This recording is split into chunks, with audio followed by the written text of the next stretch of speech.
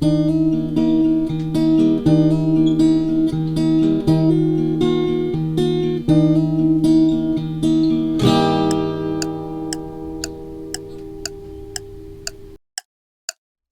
I'm Andrew with 10 Minute Therapy, and in today's video, we are going to continue our look at the human heart through the lens of Scripture. In our last video, we examined Jeremiah 17, and we ended on this concept of the human heart. Today, we're going to look at Matthew chapter 6 and see what this passage says to us about the human heart, and building upon last week's video. This will be our last video on biblical counseling for a little bit. Next week, we'll start to look at the concept of depression. But for today, let's wrap up this series.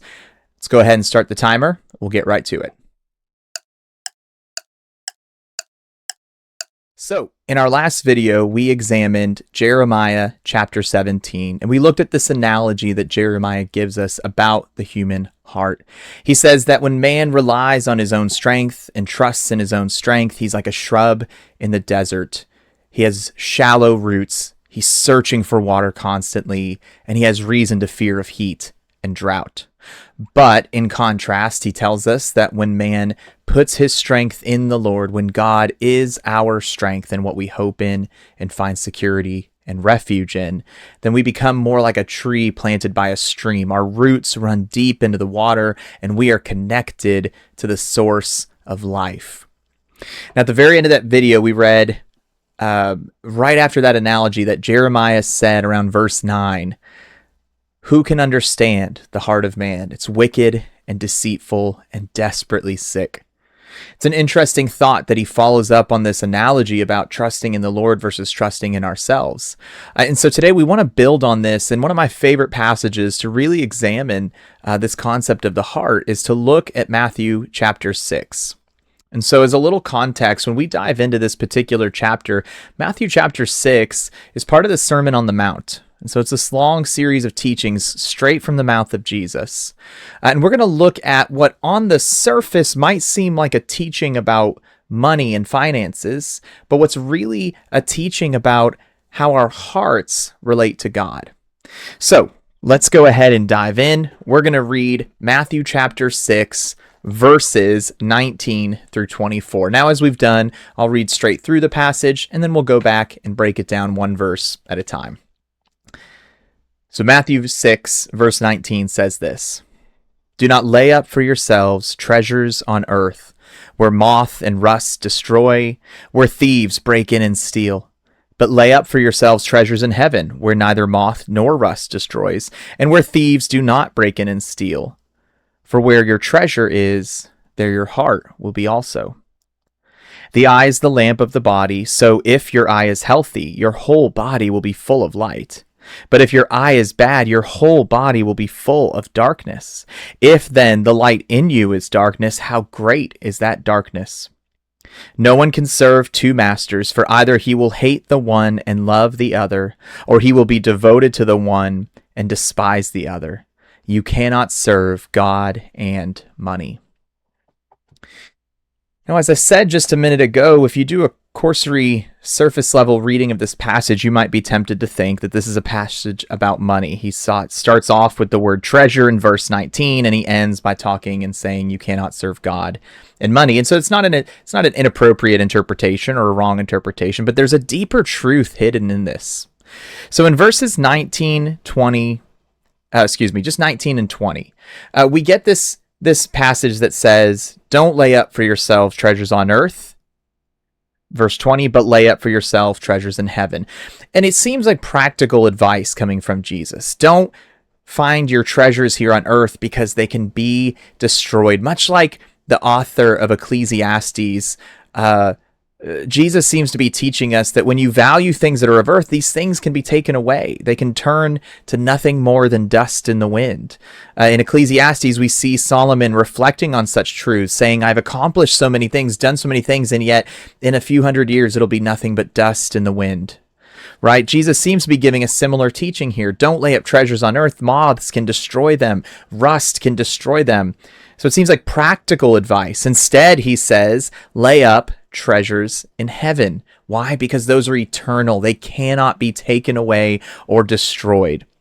And so we could almost just take from that teaching and say, great advice, Jesus. Thanks for that. But then in verse 21, he says something important. For where your treasure is, there your heart will be also. One of my favorite pastors, authors, and speakers, Dr. Paul Tripp, he often says this. He says, what captures the attention of your heart will direct the course of your life. And I think that's a really poignant interpretation of what Jesus is saying here. He says, where your treasure is, there your heart will be also. See, this isn't just about money when we say treasure. This is about something deeply important for us to wrestle with, not just through the lens of biblical counseling, but just in how we live our lives every day. You see, there's this heart that's within us. We're not talking about the beating organ right here in your chest that pumps blood through the rest of your body. We're talking about, through the Hebrew lens, this idea that your heart, the very center of your being, your passions, your desires, your identity, your soul, this is the very center of who you are as a person.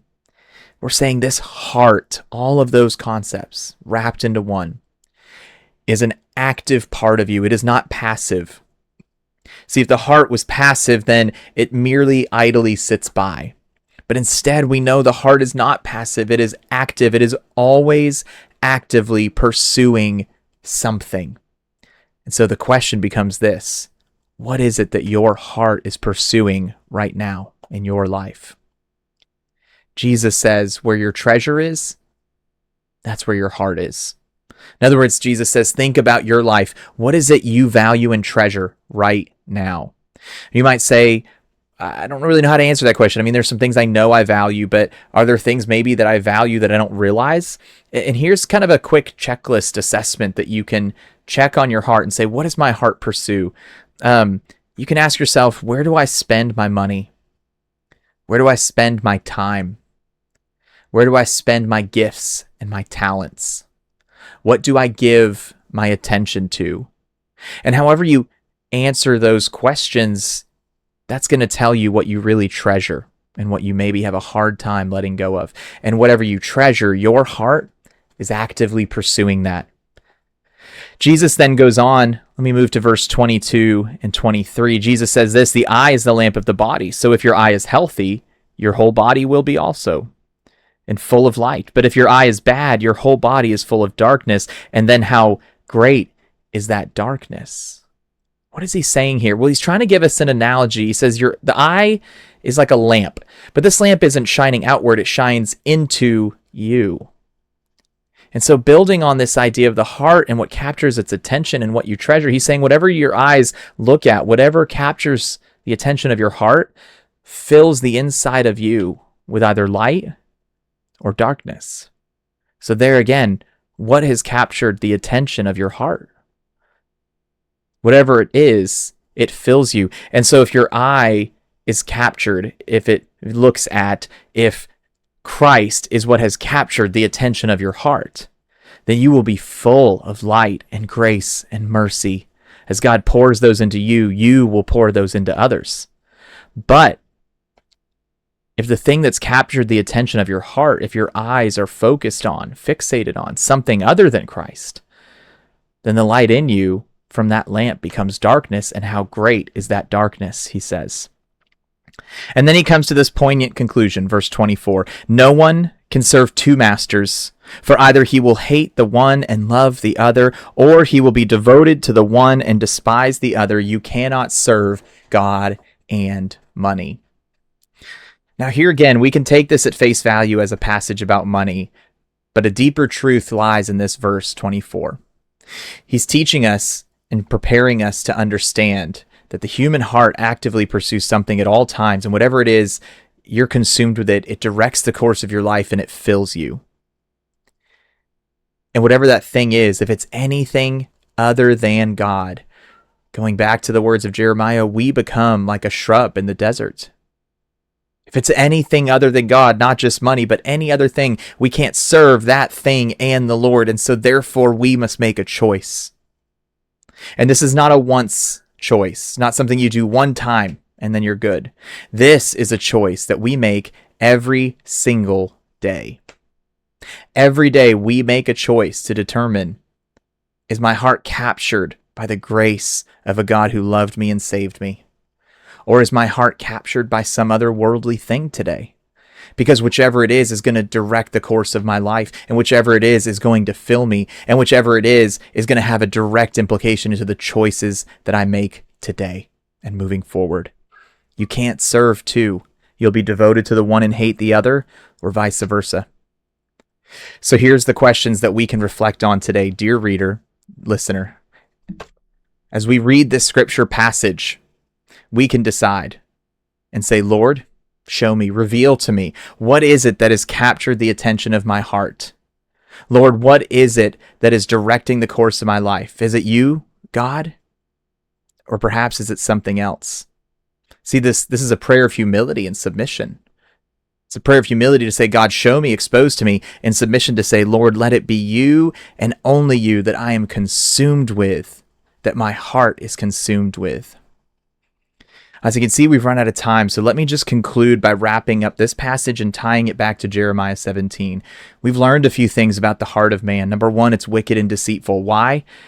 Because as the great Robert Robertson penned, our hearts wander. And they wander to the things that they desire, and not always following the lead of the shepherd. I shared at the end of the last video some of Robert Robertson's lyrics at the end of Come Thou Fount of Every Blessing. Prone to wander, Lord, I feel it. Prone to leave the God I love. But there's a couple lines right before that I saved just for right now. Robert Robertson in the final verse of Come Thou Fount of Every Blessing says, Oh, to grace, how great a debtor daily I'm constrained to be. So let thy goodness, like a fetter, bind my wandering heart to thee. Robert says this in this hymn. He says, I know that I'm constrained to be indebted in my sin. And so, God, can you stop me from wandering? A fetter that he describes here is like a metal device that would chain up an animal. Sounds like a terrible analogy at first glance. Like, why? How could he bring in this metal contraption device and like tie that into the goodness of God? But what he's saying is, Lord, I know that my heart wanders and I'm indebted to sin were it not for the grace that saves me from you. And so he says, God, in goodness, would you bind me and chain me to you so that I could not wander from you? Because the heart is wicked and deceitful. Its attention gets easily captured by the things of this world. I hope this has been of some help, and I hope that prayerfully you will ask, Lord, what has captured the attention of my heart and might be pulling me in different directions? In our next video, we're going to take a step back towards some psychology and some understanding. We're going to begin a series on depression and examining depression through different lenses. But until then, I'm Andrew with 10 Minute Therapy. God bless.